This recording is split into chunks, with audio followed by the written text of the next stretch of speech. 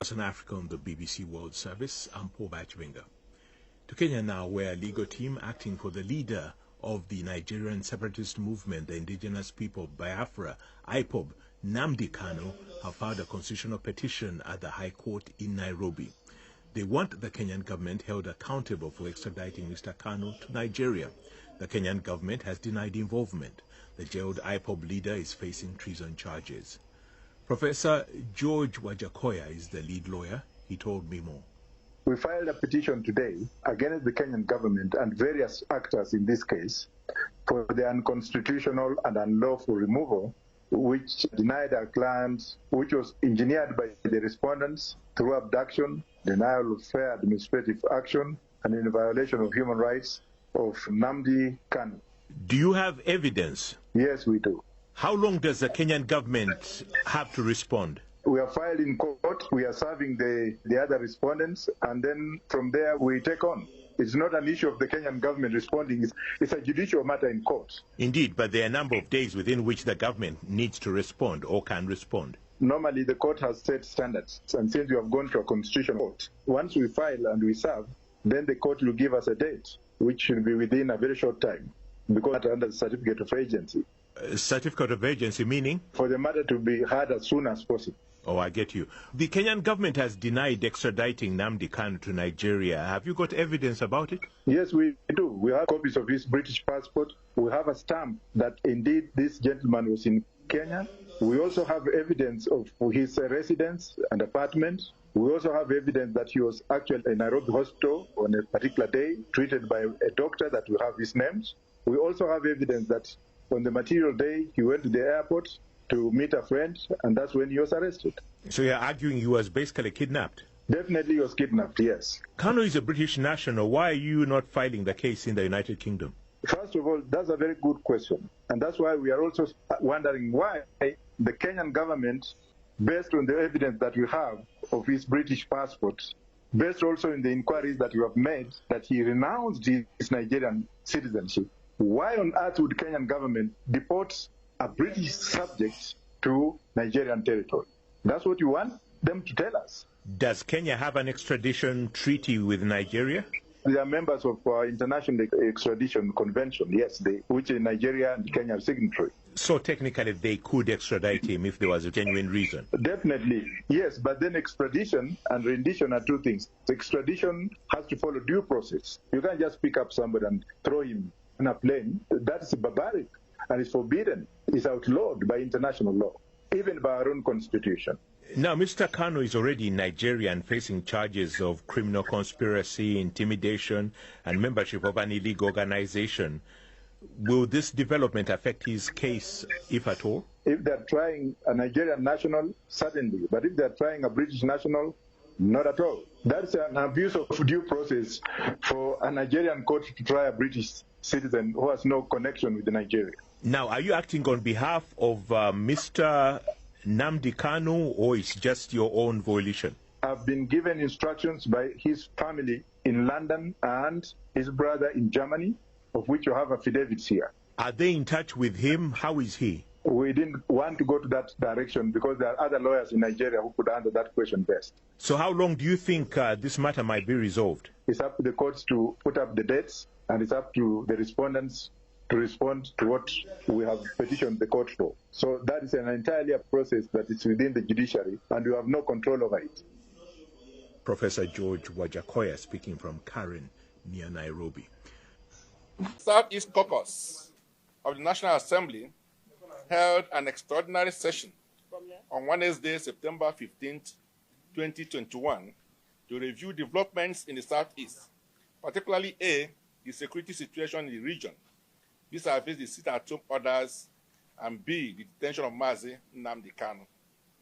Rising from the meeting, the caucus 1 expressed solidarity with our people of the Southeast over the marginalization of the region in the scheme of things within the Nigerian Commonwealth. The caucus feels the pains of our people and their quest for equity, justice, and protection of their lives and properties in every part of the country. The caucus therefore resolved to continue to fight for a level playing ground and an enabling federal system where Ndi Igbo are able to develop their homeland at their own pace and equally pursue their happiness and actualize their enormous potentials in every part of the country unmolested. 2, review the sit-at-home orders by the IPOB and the mayhem some nefarious elements have seized the opportunity to visit on the lives, properties, and psyche of our people. The caucus equally reviewed and reviewed the incurable economic losses and hardships these have brought upon our region. 3, resolved to condemn in strongest terms the disruption of the ongoing senior secondary school certificate examination in some parts of the Southeast, particularly the incident at Comprehensive Secondary School in Kume, Njaba local government area of Imo State, where the English examination, organized by the West African Examination Council (WAEC) on Monday, September 13, 2021, was ruthlessly scuttled by armed men who chased away the students, teachers, and examiners before setting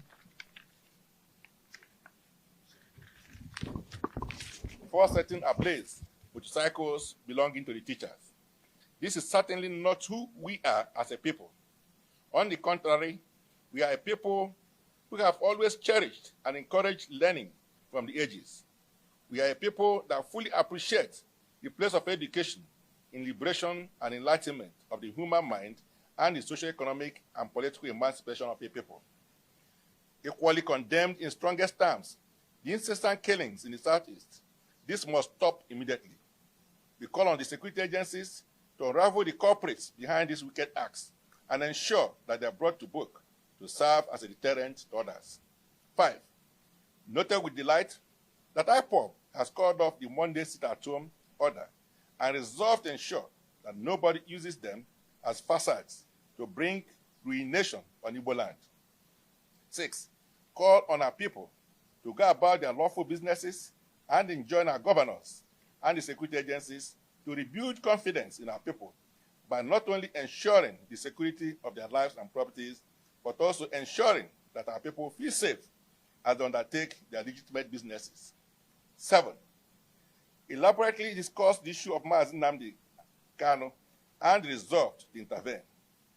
To this end, we resolved to set up a committee to constructively interface with the relevant stakeholders, the federal government and its relevant agencies, towards finding a political solution.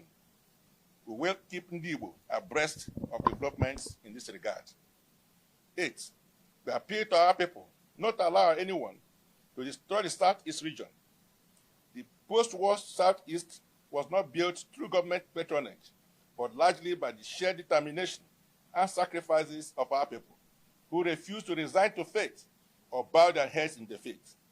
It is in Igbo land that you easily find hospitals, schools, roads, and other social amenities built by individuals or communal efforts of the people, home and abroad, through the instruments of the town union and other community organizations such as the age grades, Umada, etc. The result is the comparative transformation witnessed in every nook and cranny of Igbo land post-Civil War. Therefore, as a people, we cannot begin to undermine ourselves or become our own nemesis.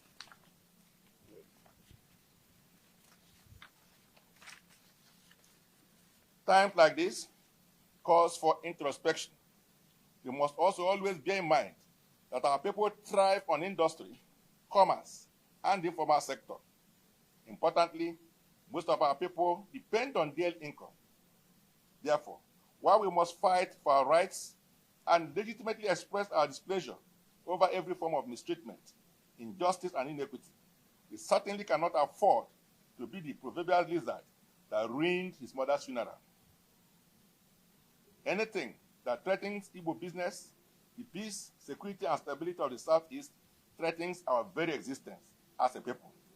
Consequently, bearing in mind that if we allow cracks in the wall, lizards will invade our home, we must all put together as one people to discourage and resist any tendency and action, within or without, which pollute our businesses, our business environment, or encourage anarchy and instability in our region. Finally, we resolved to join hands with other patriotic Nigerians across regional, religious, political, and ethnic divides to reconstruct a federal system where our rights, happiness, and prosperity, and those of our unborn generation are guaranteed. Thank you.